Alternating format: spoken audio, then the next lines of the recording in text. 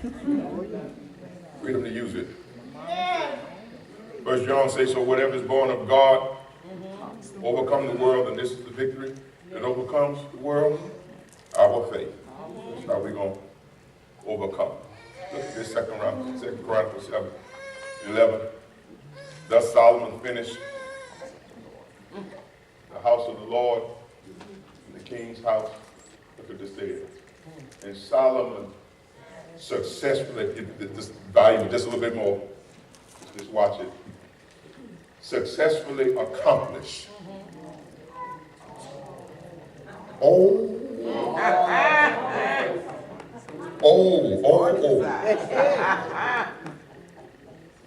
He successfully accomplished. How did he do it? How did he accomplish? Successfully. This is the regular King James. I'm sorry, the New King James. This is the regular New King James. He successfully accomplished all that came into his heart. That means whatever he imagined to build, he built it with great success for the house of the Lord and for his own house. He succeeded at everything that came into his heart. He did it with great success.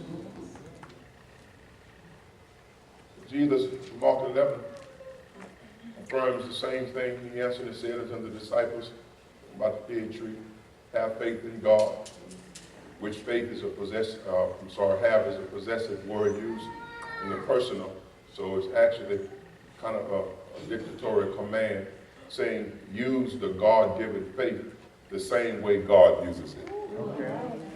That's what Jesus, you got what it takes. Saying, use, God has given all men of faith. Use the God-given faith that God gives you the same way that God uses it. Yeah. God causes the things that be not as though they are. Why? Because he has time out of mind. He's in it actually, he is that, but we receive that as well. Use the God-given faith the same way that God uses it. So the question now is, what happens to us? Because, like Pastor, you're teaching all of this, but okay, what happens? Because the way you got this thing, it's not as complicated as we made to believe. So what not just happened, because it still happened. What happens to us that we cannot walk in this thing the way that God, you laid it out, you laid this thing out. And I'm struggling to receive it because it's so, challenging. Yeah, and I'm struggling with that. What happens to us? Because it's a valid question. That's what the prophet was praying about. You've been waiting on God, some things happen, and look like you almost, what happens? Can I take a few minutes to just get this? Once I get this through, I'll be okay. If we don't finish today, be all right. We'll try to speed on through, and then we reopen it next Sunday. But can I deal with that? Because I know you want to know. You don't want to know, I can skip it now. No, skip it next Sunday. I want to know. I want to know. I got you on the edge, too far on the edge. I want you to fall off and say, I was believing that pass over there. You got me messed up my life, messed me up. So you ready to receive now? You can see this. So I'm going to cover some stuff and show you here. All right. We're ready. All right now. Come on. All right. What happens to us? Here we go. Starting with, we have first a fear-based theology. I've talked in detail about this before. A fear-based theology. We're not serving God really all because we love him. We're serving him because we're afraid to go to hell. So your motivation is fear, not faith. Without faith, it's impossible to please God. So we can't please him because we don't know that we're operating under the assumption of fear rather than faith. So we got to correct our theology. Come on. And that's where you got to get to a point that Come on. even, and I know this is not going to be the case, but I'm going to love God and serve God, not for the things, but because he is God. And I'll serve him if there was no heaven or hell. I believe. I am a believer. So my motivation is not to just get to heaven or avoid getting to hell. I believe God. I believe in God. I embrace God. But I got to still get my theology right. Because the wrong concept can mess us up. Wrong theology can mess us up. And what's happening is we drive a fear base. And folks are operating on fear rather than faith. Here's what James Cone said. I've quoted this before. That even our religion conditions us to become content with nothing. Come on. We are conditioned.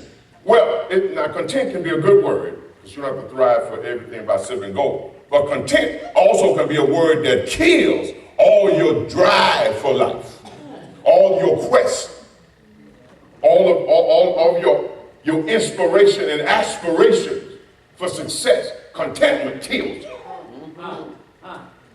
I'm fine with it. I'm okay. This little car here, a few dollars, I don't want no more. See, that's a person that's not content.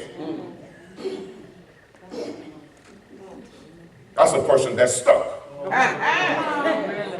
Because Jesus just said to you to believe.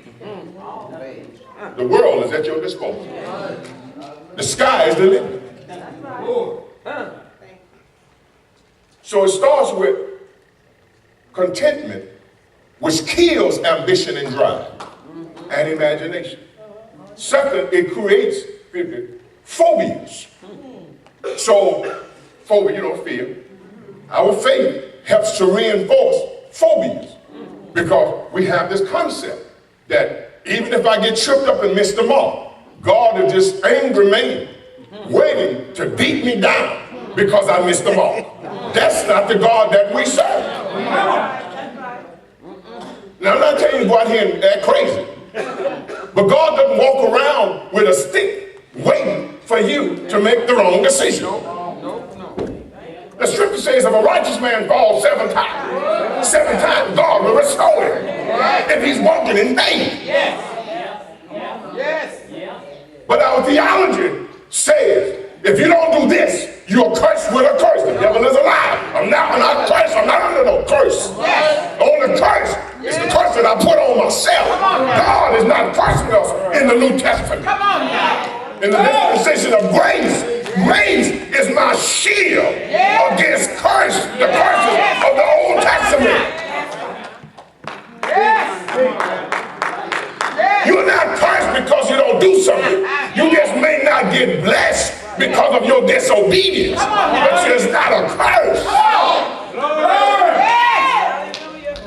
You got to stop the whole mindset that you are under any kind of curse. Come on.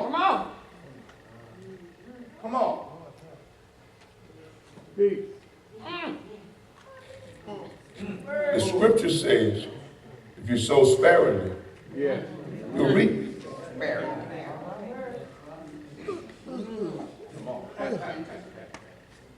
It didn't say you're cursed.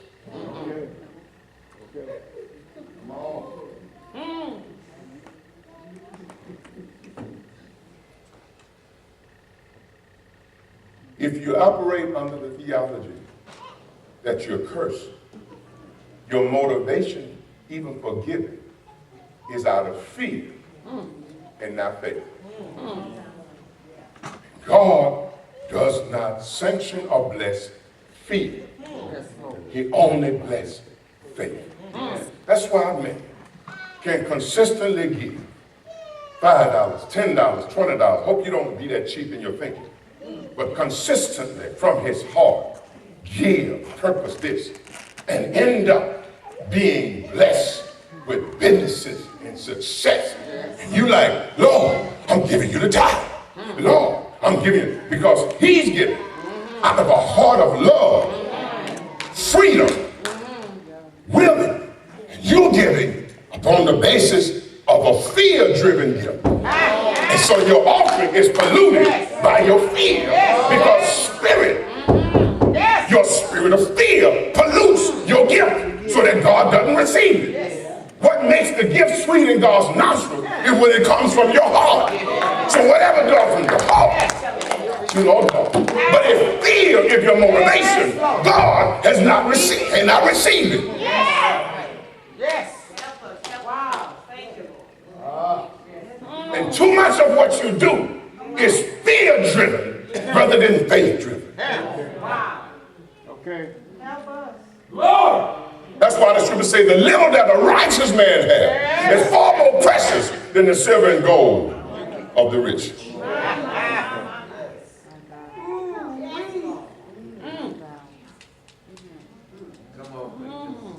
Tell the Lord thank you. Thank you, Lord. Thank you. Say thank you, Lord. Thank you, Lord.